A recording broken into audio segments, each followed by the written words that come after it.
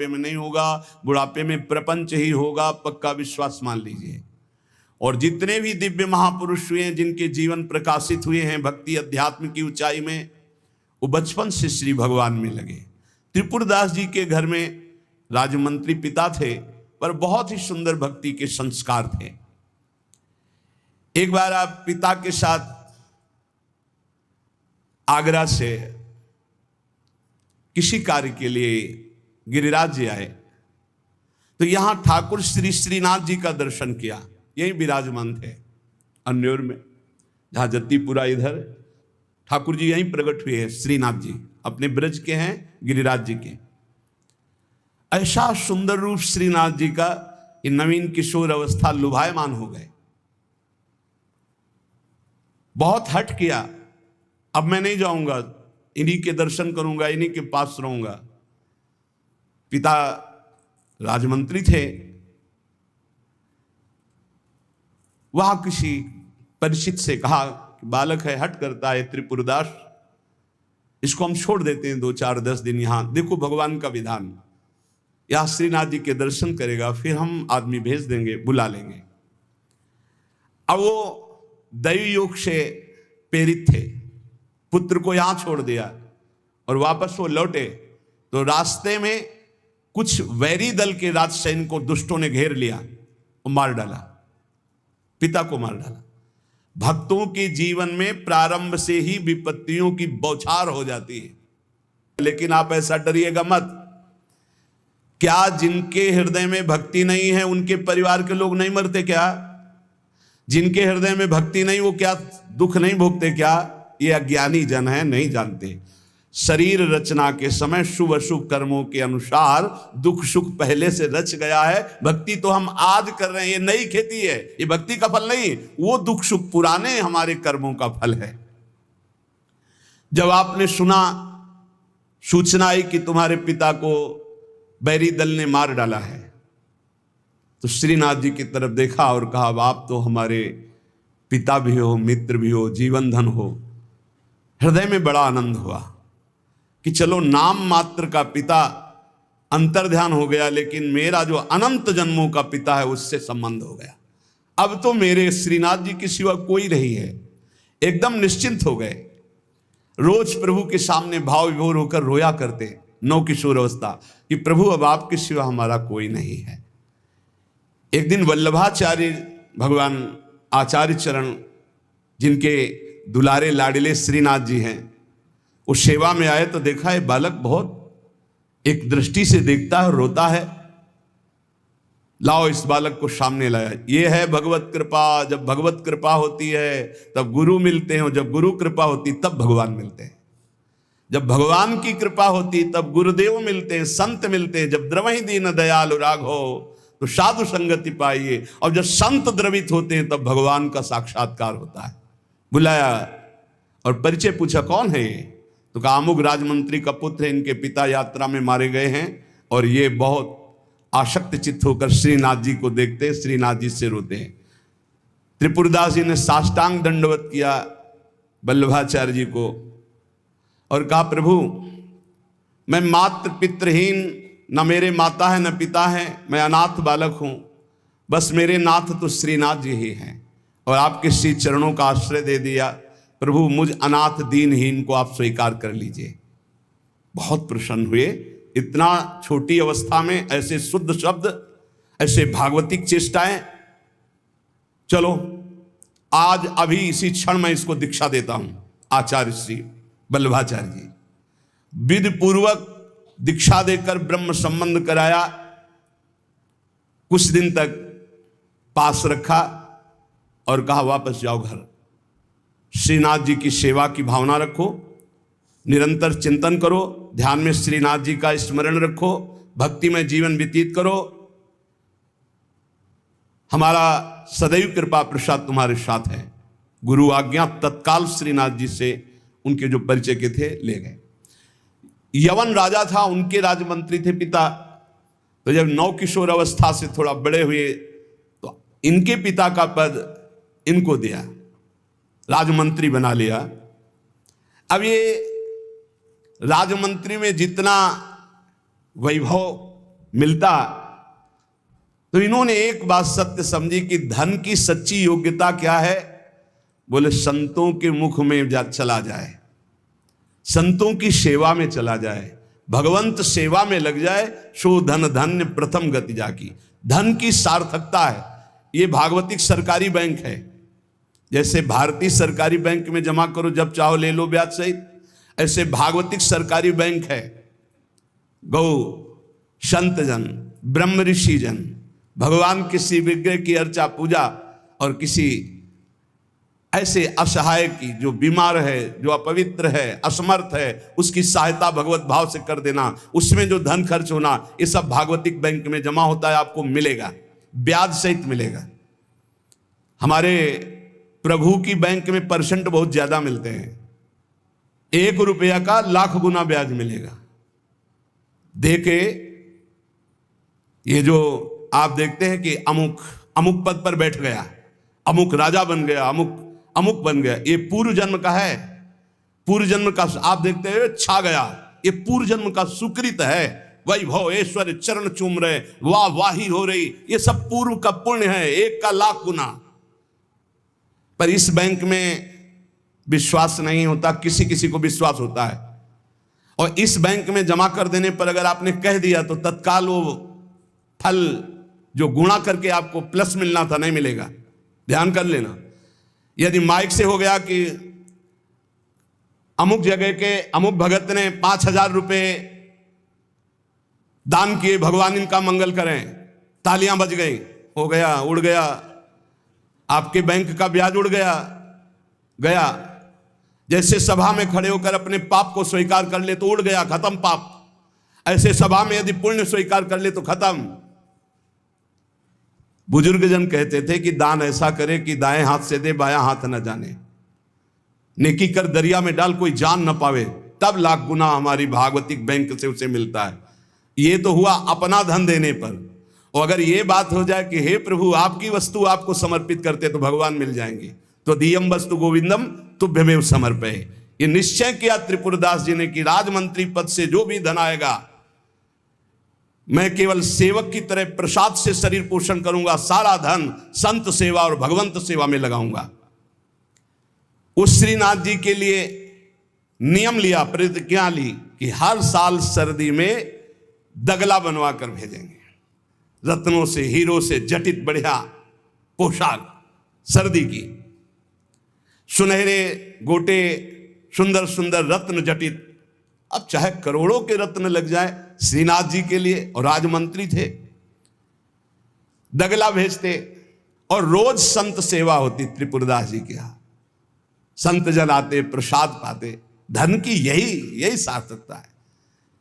जय जयकार हो, भगवान नाम कीर्तन हो, भगवत अनुरागी जन आकर प्रसाद पावे, भगवान की आरती पूजा सेवा। धन्य है वो गृहस्थ, वो धन्य, वो तीर्थ है उसका घर जिसके घर में भगवान की आरती होती, भगवान का नाम कीर्तन होता, आए हुए अतिथियों की सेवा होती है। और श्रीनाथ जी भी बड़े रिजवार ठाकुर, बहुत खुश होकर के, प्रसन्न होकर के वो दगला धारण करते।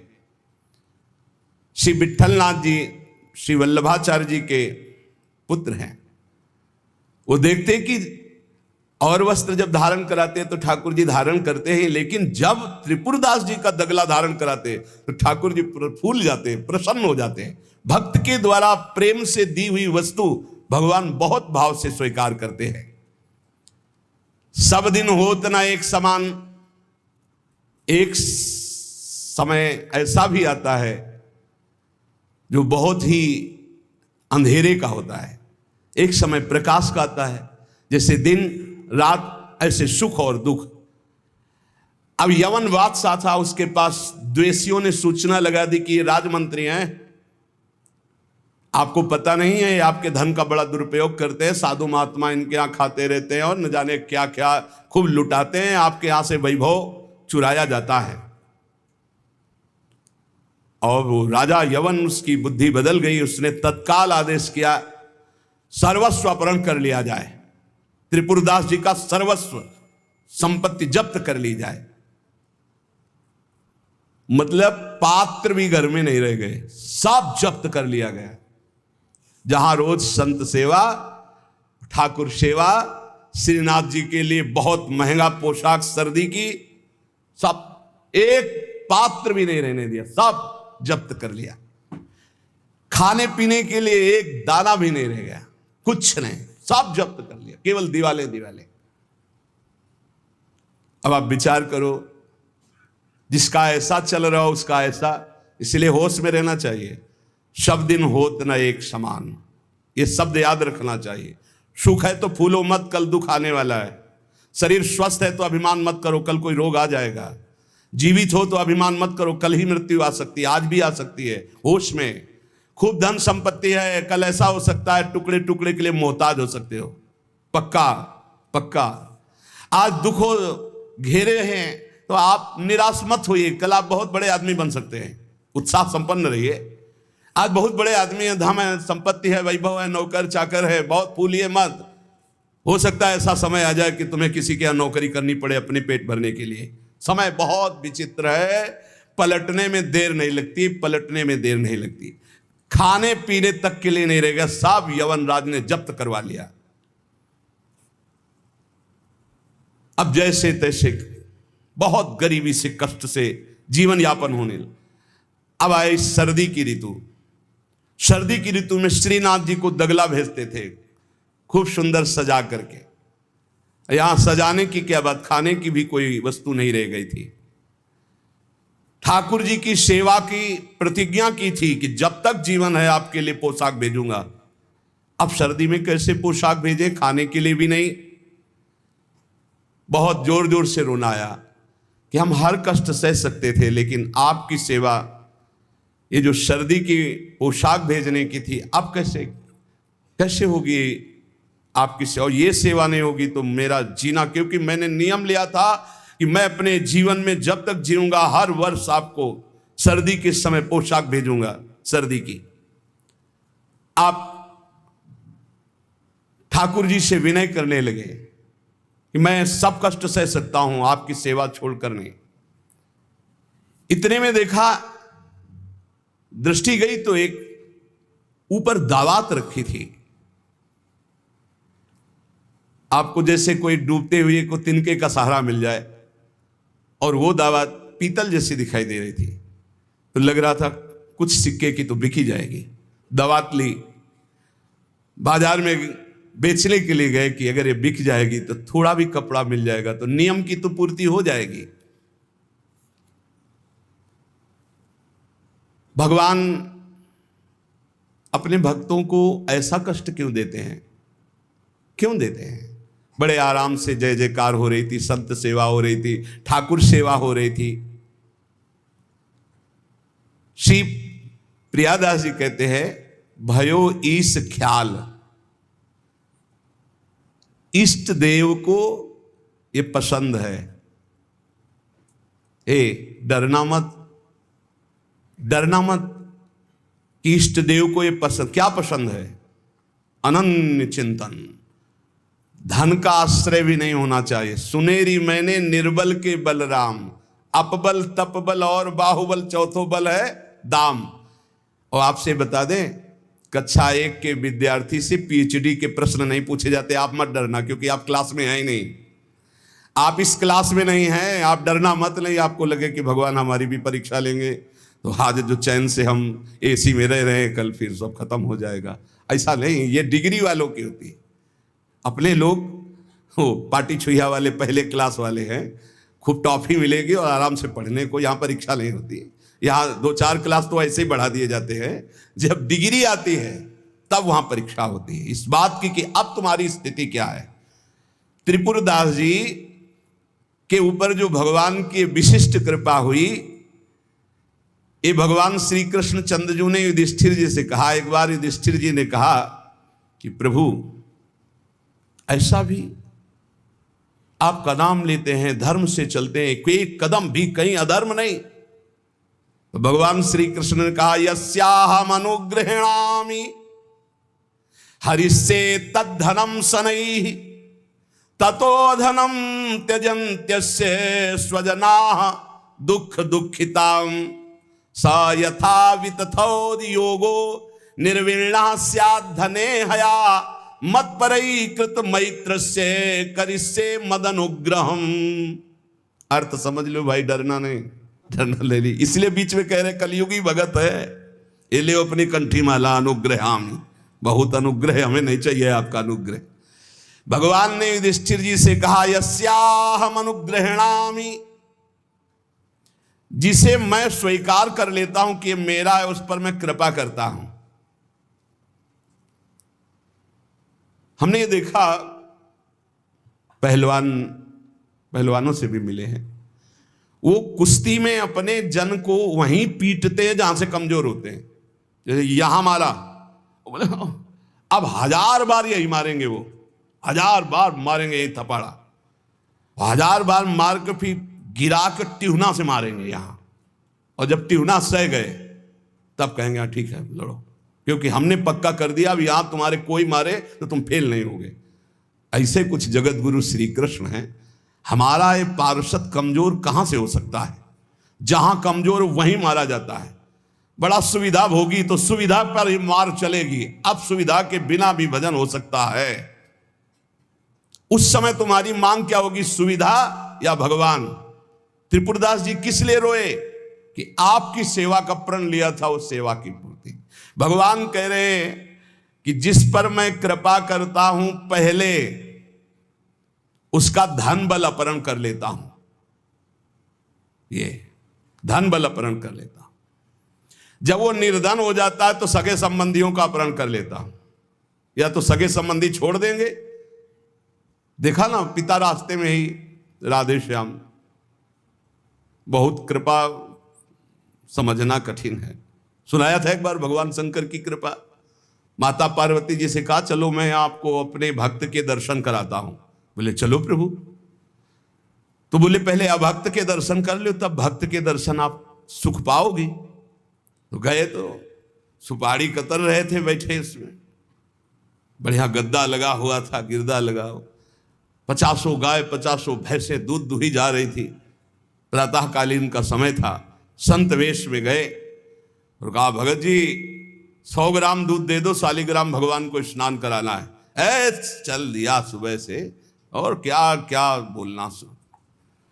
महादेव जी ने कहा हे भगवान, जितनी संपत्ति और वैभव इससे दुगना इसकी कर दो। माता जी ने कहा औघड़ इसीलिए कहा जाता है इनको, बड़े औघड़ नाथ है। 100 ग्राम दूध ले दिया, गाली दिया, ऊपर से कह रहे संपत्ति कर दो दुगनी। बोली नहीं पर अंदर अंदर ये बहुत विचित्र औढ़र दानी है इनका। आशुतोष बोले चलो भगत के दर्शन। बोले अभक्त तो ऐसा था कि अगर आप साथ ना होते तो इसको भस्म ही कर देती हम, क्योंकि अंबा तो शक्ति है। आपका अपमान। अरे अभक्त ऐसे ही होते हैं, तुम्हें नाराज नहीं होना। भक्त के पास गए, एक झोपड़ी फूस की, एक गाय, और उसी फूस की झोपड़ी में माँ उसकी मैया रहती थी। गए, जो देखा संत तो साष्टांग दंडवत किया, आओ बैठो बैठाला। 100-200 ग्राम गाय का दूध होगा, वो बढ़िया पान करने को ले दिया। प्रभु थोड़ी देर भगवत चर्चा हुई। भगवान शिव ने कहा अच्छा भाई चलते हैं, हम तो विचरण करते रहते हैं। बोले संत भगवान कभी पुनः कृपा करके आना। हम कुटिया के बाहर निकले और कहा हे करुणा निधान भगवान, इसकी गैया और मैया दोनों हटा दो, मार दो। अंबाजी ने कहा आप बर्दाश्त नहीं होगा। 100 ग्राम दूध नहीं दिया तो उसको दुगना संपत्ति दे दी, और एक गाय पूरा दूध आपको पिला दिया, और मैया बातचीत करने के लिए थी उसको भी आपने मार दिया। कहा कि वो ये क्या है? बोले अभी तुम नहीं समझे। जब इतनी संपत्ति में साधु अपमान करके ऐसी गालियां देता, जब डबल संपत्ति होगी तो ऐसा अपराध करेगा घोर नरक जाएगा, समझो। और इसका कुछ मन मैया में जाता है, कुछ गैया में जाता है। दोनों भगवान के पास गए, भी अखंड हमारा चिंतन करेगा, ये हमें लीन हो जाएगा। माता जी का ये बात तो सही। तो बोले जिस पर मैं कृपा करता हूं, इस माया प्रपंच से उसे अपने स्वरूप में स्थित करता हूं। वो जरूरत देखो, जरूरत है। ऐसा नहीं कि एक बुखार की दवा सबके साथ चलेगी। बुखार की भी क्वालिटियां हैं, समझना। अब मलेरिया है तो उसके लिए अलग, डेंगू है तो उसके लिए अलग, साधारण वायरल है तो उसके लिए अलग। हम लोग साधारण बुखार वाले हैं, चिंता मत करो। ऐसे हाई इंजेक्शन नहीं लगेंगे जैसे त्रिपुरदास जी के लगे, या प्रहलाद जी के लगे, या नरसिंह मेहता जी के लगे, या मीरा जी के लगे। अपने लोगों के नहीं लगेंगे। बहुत ऐसे वायरल, जैसे ऋतु का बुखार है ना, अपने लोग ऐसे बुखार के मरीज हैं, डेंगू वाले नहीं है कि भर्ती हो जाए प्लेटें कम हो रही। डरना मत। अलग अलग बुखार की जैसे दवा, ऐसे अलग अलग भक्ति की स्थिति की परीक्षा होती है। अब इसकी स्थिति क्या होगी, वो तो जगत पावन करने वाले भगवान ये देखते हैं। बहुत सुंदर बात है ये, अगर समझ में आ जाए। भगवान अंधकार का नाश कर देते हैं, भगवान स्वप्न का नाश कर देते हैं। ये सब स्वाप्निक जगत है। अब मोह ममता से युक्त इसलिए डर जाओगे, तो हम कह रहे हैं तुम्हारे साथ ऐसा होगा ही नहीं, क्योंकि तुम उतनी स्थिति के ही नहीं हो। डरना मत, सच्ची मानिए। क्या चक्रवर्ती सम्राट अम्बरीश जी भगवान के भक्त नहीं है? ध्रुव जी भगवान के लिए भजन करने के लिए गए तो आज ऐसा पद मिला कि त्रिभुवन में किसी को नहीं। सुदामा जी को दरिद्रता प्राप्त थी और सुदामापुरी की रचना हो गई, जैसे द्वारिकापुरी की रचना। आप हमारे श्री कृष्ण के प्रति ऐसा ना सोचे, ये जो कह रहे हैं बड़ी गुप्त बात है। उसके अंदर के ममत्व का नाश कर देते हैं, उसके अंदर के अज्ञान का नाश कर देते हैं। क्या आप अपने अज्ञान का नाश करवाना नहीं चाहेंगे? यहां अज्ञान की वृत्ति के नाश की बात। आप ऐसा मत सोचिएगा। और आज तक कोई भक्त आपको भिखारी नहीं मिलेगा। आप ध्यान दीजिएगा, पुरुष से लेकर के जहां दृष्टि डालिए, जहां भक्तों को, तो आपके 4 घर में लोग होते हैं, उनके भोजन की व्यवस्था में आप चिंतित रहते हैं। समझ रहे? जब हम मांग के खाते थे तो भूखे रह जाते थे, और जब भरोसे पे हैं तो 300-400 लोगों का बाल भोग, राज भोग और शयन भोग अपने आप हमारे प्रभु पूरा करते। तो हरिष्ये तत् धनम। तुम्हारा घर कितना बड़ा है, हमारे घर में कितने बैठे देख लो। घबराना मत, इसलिए हम कह रहे, डरना मत। अब इसीलिए कह रहे, नहीं तो आपको लगेगा भगवान कह रहे यस्याम अनुग्रहणामि हरिष्ये तत् धनम, ये धन ही हर जाएगा तो अब हमारे भक्ति का मतलब क्या रहेगा? नहीं, इसका मतलब है अज्ञान का नाश हो जाना, तम का नाश हो जाना, माया मोह का नाश हो जाना। क्या आप दुख का नाश नहीं करवाना चाहेंगे? ये भक्ति दुख का नाश करके सर्वतो भावेन महासुख प्रदान करने के लिए है। ततो धनम त्यजन्त्यस्य स्वजनाहा दुख दुखितम। भगवान कह रहे हैं फिर उसके परिवार वाले उससे प्यार नहीं करते। क्या झूठे प्यार में फंसे रहकर जिंदगी गंवाना चाहोगे? क्या आप ये नहीं जानोगे कि तुम्हें कोई प्यार नहीं कर रहा? क्यों झूठ में जीवन व्यतीत करना चाहते हो? सच्ची, कोई प्यार नहीं कर रहा, कोई प्यार नहीं। अपने सुख के लिए प्यार कर रहा है, कोई तुम्हें प्यार नहीं कर रहा। तो भगवान कह रहे हैं मैं परिवार से भी उदासी पैदा, कोई उसको प्यार नहीं करता। असलियत में आ गई बात कि कोई प्यार नहीं करता।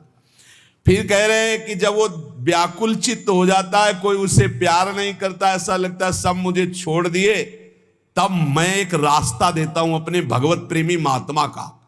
वो विशुद्ध संत से मिलता है, और जब संत से मिलता है तब मैं उसे अपनी कृपा से ऐसा सराबोर कर देता हूं, अनुग्रह की वर्षा कर देता हूं, और वो मेरे में डूब जाता है। महाभागवत, जन्म जन्मांतर के पापों का नाश करके महान सुख की प्राप्ति। ये है रहस्य हमारे प्रभु का, जो भक्तों के जीवन में जगह जगह पर दुख दिखाई देता है। वो हर मोड़ में ईंट खड़ी कर देते हैं, इधर चल सीधे। ये इतना फिसड्डी मन है कि अगर वो कृपा न करे तो माया में फंसा रहे, पर वो ऐसे ईंट रखते चले जाते, निकल मेरी तरफ बढ़कर आ जा।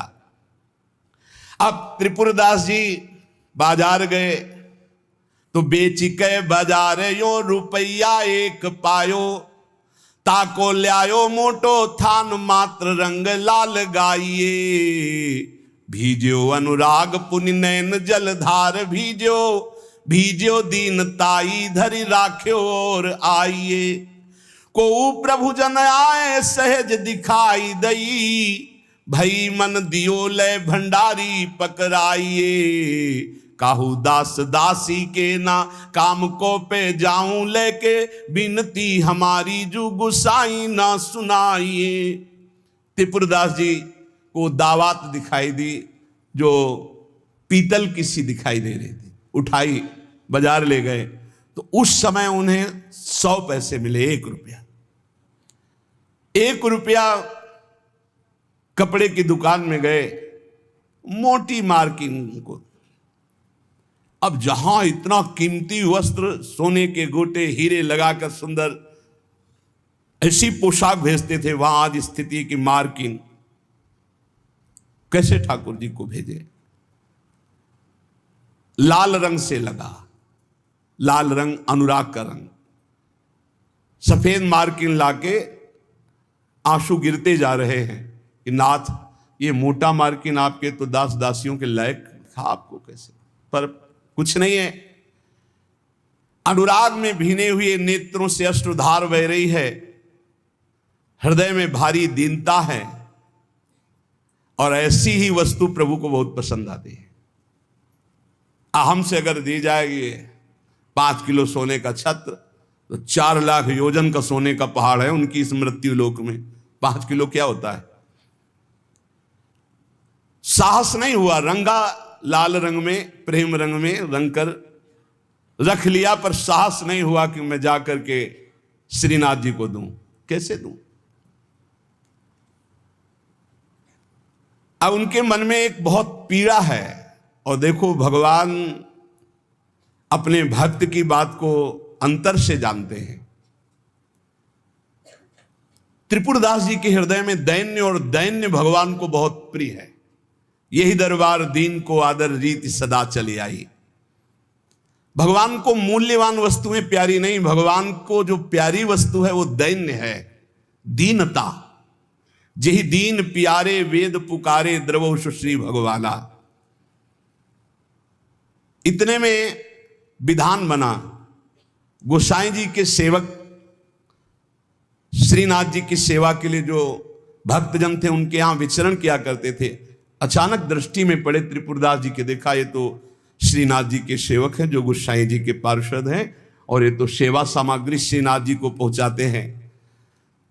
तो आपने प्रणाम किया, घर लिवा गए, कुछ खाने पीने के लिए व्यवस्था ही नहीं। कैसी कैसी, कहां राजमंत्री का सुख और कहां। बहुत संकोच में भरे हुए वो मार्किन निकाल के लाए जो लाल रंग से रंगी थी,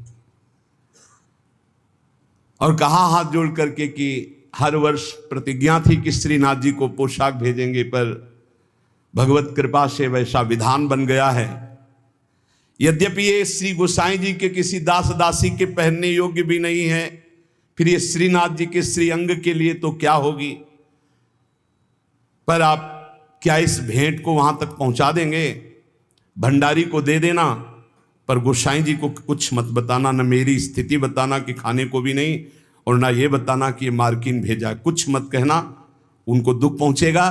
केवल भंडारी को दे देना, वो जो चाहे जैसे चाहे, यद्यपि वे श्रीनाथ जी के योग्य तो है ही नहीं। देखो, भगवान भावोत्सवेन भजताम रस कामधेनु है। बड़ा हृदय में सुख हो रहा है उस वस्त्र को लेकर। वो जो भगवत पार्षद है, आज तक उनको ऐसी भेंट, इतनी इतनी भेंट मिलती थी श्रीनाथ जी के पास ले जाने के लिए, लेकिन ऐसा सुख नहीं होता था जैसा त्रिपुरदास जी ने रो करके जब मार्किन दी लाल रंग से रंग के, उनको एक अपार सुख हो रहा है।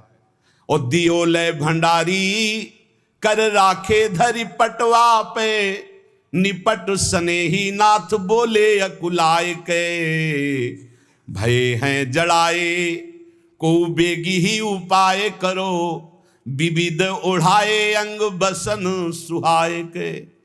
आज्ञा पुनि दइयो अंगीठी बारी दई, फिर वही भई सुनी रहे अति ही लजाए के। सेवक बुलाए कही कौन की कबाए आई, सब की सुनाई एक बहीली बचाए के। त्रिपुरदास जी का वस्त्र लेकर बड़े प्रेम में डूबे हुए भगवत पार्षद गए और भंडारी जी से कहा कि आपसे तो कुछ छुपाव है नहीं, ये त्रिपुरदास जी का दिया हुआ वस्त्र है। यद्यपि बहुत कष्ट में उनका जीवन है, फिर भी उन्होंने ये सेवा भेजी। आप इस सेवा का आदर करना, अपमान मत करना कि कहीं फेंक दो, अरे मार्किन कहाँ ठाकुर जी के श्रीअंग पोशाक वाले। तो उन्होंने, भंडारी ने कहा कि इसका सही प्रयोग करेंगे। तो जो ठाकुर जी की पोशाक थी उसको बांधने के काम में ले लिया। उन नए वस्त्र जो मार्किन आई उसमें रखकर ठाकुर जी की पोशाक बांधकर और उसे अलमारी में रखने। परम स्नेही ठाकुर जी कांपने लगे। जब श्रृंगार हुआ तो सर्दी का समय था, कांपने लगे श्रीनाथ जी। जब श्री आचार्य चरण सेवा में गए तो कहने लगे मुझे बहुत जोर की ठंड लग रही है। ठाकुर जी बोलते हैं निज जनों से, जैसे हरिवंश महाप्रभु से राधा वल्लभ जी बात करते थे, बंचंद महाप्रभु से बात करते थे, बिहारी जी से स्वामी जी महाराज, विठल विपुल देव जी, बिहारिन देव जी। अब हम लोगों की जाकी रही भावना जैसी प्रभु मूर्ति देखी तिन तैसी। मुझे ठंड लग रही बहुत जोर की। बोले जय जय अभी उपाय करता हूं। तत्काल बड़े गरम गरम महंगे वस्त्र धारण कराए। ठाकुर जी फिर बोले बहुत ठंड लग रही है, बहुत ठंड लग रही। कहा जय जय अभी उपाय करते। तुरंत अंगीठी जलाई गई, सामने अंगीठी ऐसे सुंदर नवीन कोमल उनके वस्त्र उड़ाए गए। ठाकुर जी फिर कहते मुझे बहुत ठंडी लग रही। श्री विठलनाथ जी गोसाई जी समझ गए कि यह साधारण ठंड नहीं है, ये किसी भक्त के हृदय की जो पीड़ा है उसी की एक कपकपी है। गोसाई जी बहुत संकुचित होकर बोले जय जय अब क्या उपाय करूं। आपको सुंदर सुंदर दगला पहना दिया, सुंदर गरम वस्त्र उड़ा दिए, अंगीठी आपके साथ, फिर भी आप कह रहे हैं आपको ठंड लग रही। एकदम ध्यान गया। उन्होंने कहा किसी भक्त के वस्त्र का तो अपमान नहीं हो रहा है। सेवक को बुलाया, तत्काल बही खाता लाओ, इस वर्ष किसकी किसकी पोशाक आई है, किसकी नहीं आई। बही खाते में सुनाया गया, लेकिन त्रिपुरदास जी का नाम नहीं था। त्रिपुरदास जी का नाम इसलिए नहीं लिखा कि कोई पोशाक ही नहीं थी, मार्किन लाल रंग से भेजी गई थी। श्रीनाथ जी बड़े स्नेही हैं, बहुत प्यार करने वाले हैं। एक बार रहीमदास जी ने सुना कि श्री ठाकुर श्रीनाथ जी महाराज बड़े सुंदर हैं और बहुत कृपालु हैं, रिझवार हैं। फकीर वेश में रहते थे रहीमदास जी, और जन्म तो अन्य धर्म में हुआ था पर उपासना अपने श्री ठाकुर श्री हरि की करते थे। श्रीनाथ जी यतिपुरा में गोवर्धन में विराजमान थे। आप जब आए दर्शन करने के लिए तो द्वार में ही ब्रजवासियों ने रोक दिया, जो द्वारपाल थे। देख के ही आप अंदर दर्शन करने नहीं जा सकते हो, फकीर वेश। ऐसे थोड़ी देर ठाकुर जी के दरवाजे पे खड़े रहे, झुंझला के बोले ऐसी साहिबी और ऐसी बेकूफी, ऐसी साहिबी और ऐसी बेकूफी। साहब बुला रहे हो, सेवक रोक रहे। अब सनकादी तो है नहीं कि जा 3 जन्म के लिए रोक दिया ना जय विजय ने, तो झुंझला के ही तो सनकादी ने साफ दिया था। प्रभु के दर्शन की इतनी व्याकुलता, तो रहीम जी के हृदय में इतनी व्याकुलता थी कि उन्होंने कहा ऐसी साहिबी और ऐसी बेकूफी। अच्छा मैं म्लेच्छ शरीर में जन्मा, इसलिए आप मुझे अंदर नहीं जाने देते, तो ये शरीर ही क्यों दिया था आपने? और चलो शरीर दिया था तो इच्छा क्यों की कि आओ मेरे दर्शन करने? मैं स्वयं इच्छा करके आया हूं। पहले सुनवाया, बड़े कृपालु हो, बड़े सुंदर हो, बड़े उदार हो, और बुलाया तो ऐसी साहिबी और ऐसी बेकूफी, मुझे धक्का मार के बाहर किया जा रहा है कि मैं आपके दर्शन न कर सकूं। इतनी प्रशंसा सुन करके आया और आपका फकीर हूं, आपका हूं। हरि रहीम ऐसी करी ज्यों कमान सरपूर, खैच अपनी ओर को छाड़ी दियो अति दूर। हरि तुमने तो ऐसा कर दिया जैसे धनुष करता है। धनुष खींचा अपनी तरफ जाता है तो बाण दूर निकल जाता है, खींचा अपनी तरफ धक्का मार के दूर भगा रहे हो कि मेरे दर्शन नहीं कर सकते। गोविंद कुंड पर आए और वहीं बैठ गए। अश्रु चलने लगे कि अगर ये प्रीति दी तो आपने धक्का मार के हमें दर्शन देने से क्यों इंकार कर दिया? क्यों बुलाया आपने? ऐसा क्यों मजाक किया मेरे साथ? मैं आपके लिए जीवन धारण किए हुई हूं और आपने धक्का लगा के बाहर करवा दिया। गोसाई जी के हृदय में एकदम व्याकुलता हुई, श्री विठलनाथ जी के हृदय। और आपने कहा किसी फकीर का अपमान तो नहीं किया यहां किसी ने? देखो कैसा भगवान का खेल होता है। तो उनका हाँ, एक फकीर आए थे, उनको रोक दिया गया। अरे जल्दी खोजो, जल्दी खोजो, हृदय में दाव हो रहा है। जल्दी खोजो कहीं दूर ना चले जाएं। ऐसा होता है, पक्का होता है। खोजा तो ये गोविंद कुंड में छतरी पे बैठे थे, आंसू चल रहे थे। दौड़ के जाके बताया, और एक दो पार्षद वहीं रुके रहे कि जाने ना पावे कि वो फकीर तो बैठे हैं गोविंद कुंड में। श्रीनाथ जी ने स्वयं कहा जल्दी ले जाओ, प्रसाद मेरा ले जाओ, उनको पवाओ जा करके।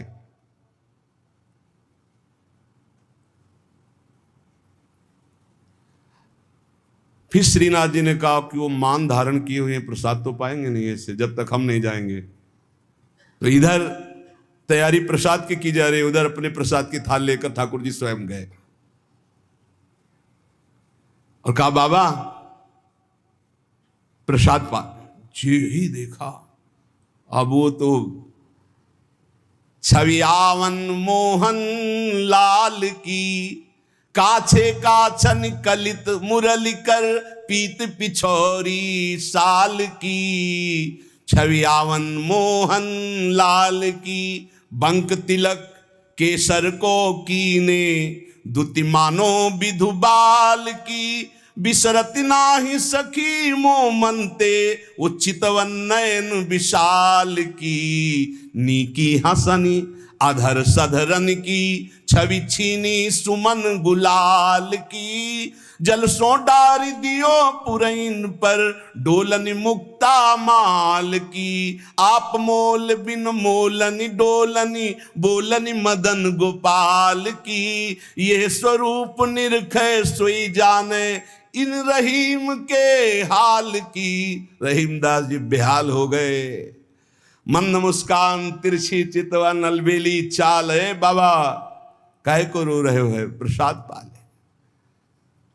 कमल दल नेत्रों में नेत्र मिला के देखे, वहां तो धक्का लगा दिया, यहां स्वयं चल कर आ रहे हो। कमल दल नयनन की उन्मान, बिसरत नाही सखी मोमनते, मंद मंद मुस्कानी। कमल दल नयनन की उन्मान, नजदीक आए, पालो प्रसाद। उन्होंने कहा खैंच चढ़न ढीली धरनी, कहो कौन है रीत। आज काल मोहन गही, वंश दिया की रीत। वाह महाराज, बड़ी विचित्र है आपकी लीला। पहले धक्का मारकर बाहर भगा देते हो, अरे वहीं दर्शन कर लेने देते, आपको यहां आने की क्या जरूरत थी? धक्का मारा क्यों, हटाया क्यों जब आना ही था? आपकी रीत समझना बड़ा कठिन है। थाल सामने रख, बाबा मेरे भोग की थाल है, पाओ। ये प्रीति देखते हैं, सिर्फ प्रीति देखते हैं। पीट करके ऐसे बैठ गए, नहीं पाऊंगा। आपने धक्का क्यों लगवाया? दर्शन करने के लिए बुलवाया, फिर धक्का लगवा दिया कि नहीं तुम अंदर प्रवेश नहीं कर सकते। ठाकुर जी मना रहे हैं, बाबा पालो पालो। और बस जे भी ऐसे दोबारा मुड़े, अंतर्धान हो गए। ठाकुर जी के अंतर्धान होते ही अद्भुत वियोग, बड़ी ऊंची स्थिति के श्री रहीमदास जी महापुरुष हुए। मोहन छवि नैनन बसी, पर छवि कहा समाए। भरी सराय रहीम लखियाप, पथिक फिर जाए। अंतर दाव लगी रहे, धुआं प्रगटे कोई। कह जिए जाने आपनो, कह जा सिर बीती होए। अंतर में आग लगी है मोहनलाल की। अद्भुत प्रेम में डूबे श्री रहीमदास जी। प्रभु श्रीनाथ जी को ऐसी ठंडी लगी, हर उपाय करके श्री विट्ठल दास गोस्वामी जी हार गए। तब उन्होंने कहा किसी भक्त की किसी वस्त्र का अपमान हो रहा है, किसी भक्त पर विशेष कृपा करना चाहते हैं, लाओ बही खाता लाओ। हर साल जिसकी पोशाक आती थी, नाम सुनाओ। नाम सुनाया, त्रिपुरदास जी का नाम नहीं था। तो सुनी ना त्रिपुरदास, बोले धन नाश भयो। मोटो एक थान आयो, राख्यो है बिछाई के। ल्याओ बेगिया ही छिन, मन की प्रवीण जानी। ल्यायो दुख मानी, ब्योति लई सो सिवाय के। अंग पहिराई सुखदाई, कापे गाई जात। कही तब बात, जाड़ो गयो भरी भाय के। नेह सरसाई ले दिखाई, उर आई सबे। ऐसी रसिकाई हृदय राखी है बसाए के। विट्ठलनाथ गोस्वामी जी ने कहा त्रिपुरदास जी का नाम नहीं सुनाया, हर वर्ष भेजते थे, क्या इस वर्ष पोशाक नहीं भेजी? देखो, एक तो भगत होते हैं कुछ फुलरा चढ़ता 4 दिन की भक्ति का, सोडा वाटर की तरह मार फूल के एकदम, और एक भक्त होते हैं जो गंभीरता पूर्वक कदम बढ़ाते, जितनी सेवा तो बढ़ाते चले गए, पूरा जीवन समर्पित कर दिया, और एक होते हैं एकदम फुलरा की तरह से बढ़े हो बस खत्म। हमें लगता है कि भक्ति सोडा वाटर वाली ना करो, क्षणिक वैराग्य वाली मत करो, एक कदम बढ़ाओ पर बहुत मजबूत बढ़ाओ। जीवन में चाहे जितना संकट आ जाए, उतने कदम जो हम बढ़ चुके हैं भक्ति के, पीछे नहीं लौटेंगे, चाहे मृत्यु क्यों ना हो जाए। ऐसी दृढ़ निष्ठा रखनी चाहिए, तभी माया पर विजय प्राप्त होती है। पोशाक हर वर्ष त्रिपुरदास जी भेजते थे, उनका नाम बही खाते में था, क्यों नहीं भेजा? सेवक ने कहा राजकोप के द्वारा सारा धन उनका नष्ट कर दिया गया, छीन लिया गया है, तो कुछ नहीं भेजा? नहीं भेजा है। मार्किन भेजी, लाल कपड़े में, लाल रंग में रंग करके कपड़ा आया है, वो ठाकुर जी की पोशाक लायक है नहीं, इसलिए ठाकुर जी की पोशाक रखकर उसमें गोसाई जी ने कहा अच्छा अच्छा आप समझ में आया, इसीलिए ठाकुर जी को ठंडी लग रही। अरे जल्दी वो कपड़ा लाओ, जल्दी कपड़ा लाओ, और तत्काल दर्जी को बैठाल कर तत्काल सिलवाया, और ठाकुर जी को जे ही अंग में धारण करा, ठाकुर जी मुस्कुरा दिए और बोले हाँ अब सर्दी दूर हो गई। बड़े रिझवार ठाकुर है। प्रेम प्रभु को चाहिए, भाव प्रभु को चाहिए। इसी भाव को दृढ़ करने के लिए ये महापुरुषों के पावन चरित्र हैं। कैसी भी परिस्थिति हो, बस ये आप एक जन्म के लिए, वैसे तो सब भोग ही रहे हैं, नरक स्वर्ग अपवर्ग सब दुनिया का, एक जन्म के लिए आप प्रभु के लिए थोड़ा हिम्मत कर लो।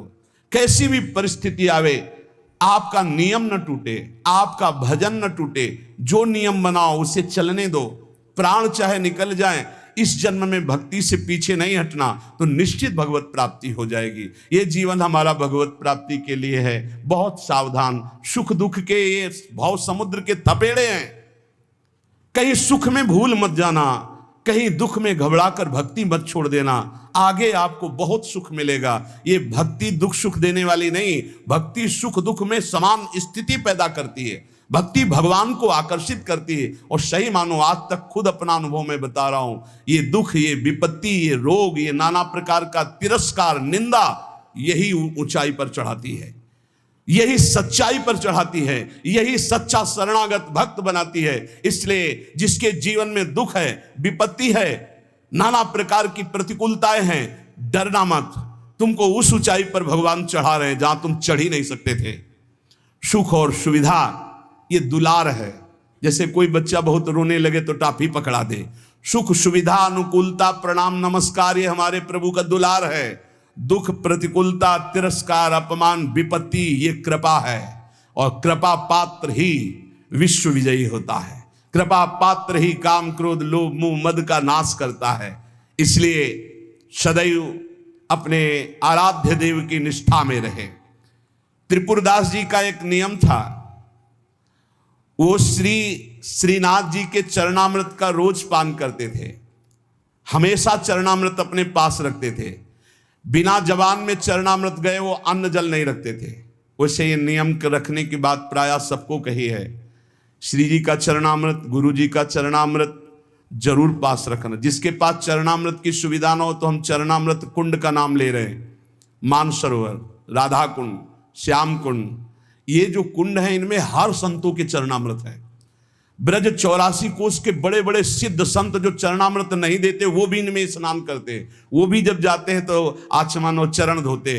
इन कुंडों का जल रख लो, एक एक बूंद रोज अगर मुख में डालोगे, एक एक बूंद, तो आपका चरणामृत पान का नियम पूरा हो जाएगा। और राधा वल्लभ जी, बांके बिहारी राधा रमन जी, यहाँ तो करुणा बरसती, आप चले जाओ पात्र लेकर और हाथ जोड़कर प्रार्थना करके मांगो तो आपको चरणामृत मिल जाएगा। अगर इतना चरणामृत मिल जाए, उसमें आप जल मिला ले तो आप वर्षों उसी को चलाते रहें, जल मिलाते रहें, चलाते रहें, वो चरणामृत ही होता है। एक दिन संयोग की बात, जब आप भोजन करने के लिए गए तो जो श्रीनाथ जी के चरणामृत का पात्र था, वो जो चरणामृत मांगते थे मिल जाता था, सेवक देते थे। बोले आज तो चरणामृत खत्म हो गया। आपने कहा पहले क्यों नहीं बताया?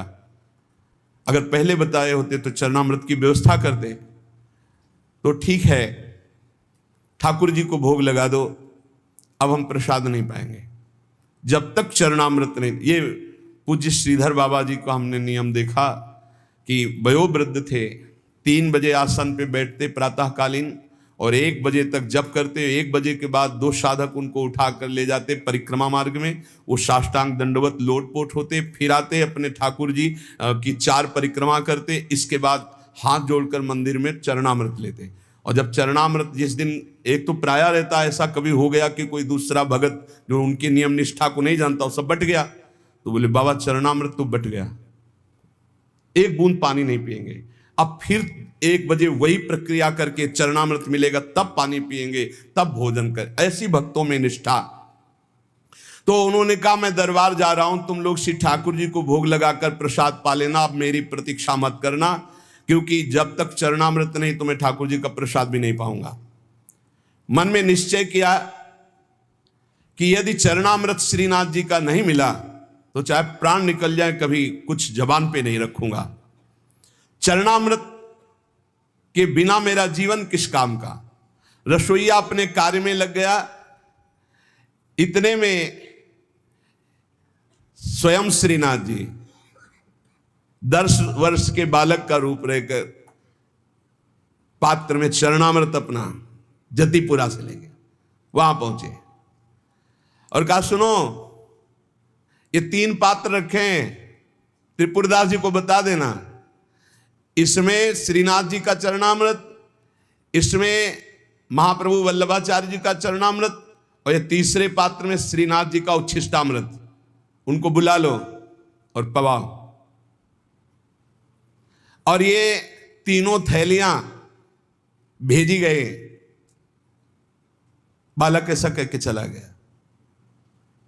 त्रिपुरदास जी को बुलाने के लिए गए। त्रिपुरदास जी दरबार में थे, एकांत में आए और उनका मैंने कहा था कि बिना चरणामृत के हम प्रसाद नहीं पाते, क्यों हमको तंग कर रहे हो? बोले नहीं, चरणामृत तो आपकी ही बात पहुंच गई है तो वहां से चरणामृत भेजा गया है।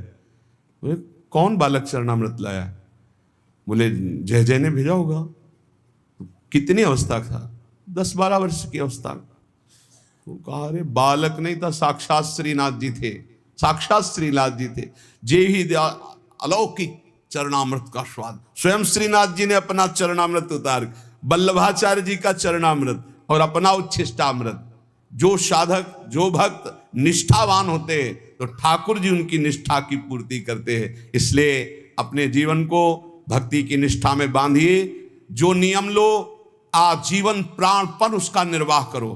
ठाकुर सेवा का, संत सेवा का, चरणामृत का, जो नियम लो, कुछ नियम जीवन में होने चाहिए, कुछ नियम होने चाहिए जो जीवन भर चलने चाहिए, चाहे बीमार हो चाहे जैसी स्थिति हो, वो नियमावली नहीं टूटना चाहिए। उन नियमावली से ही भगवान रीझ जाएंगे। नेम से ही प्रेम होता है और फिर प्रेम में कोई नेम नहीं रहता। इसलिए उपासक नियम पूर्वक, दृढ़ता पूर्वक भक्ति करे, खूब नाम जप करे और इसी जन्म में भगवत प्राप्ति करे, ऐसा दृढ़ निष्ठावान बने। शेष चर्चा आगे। श्री राधा वल्लभ लाल की।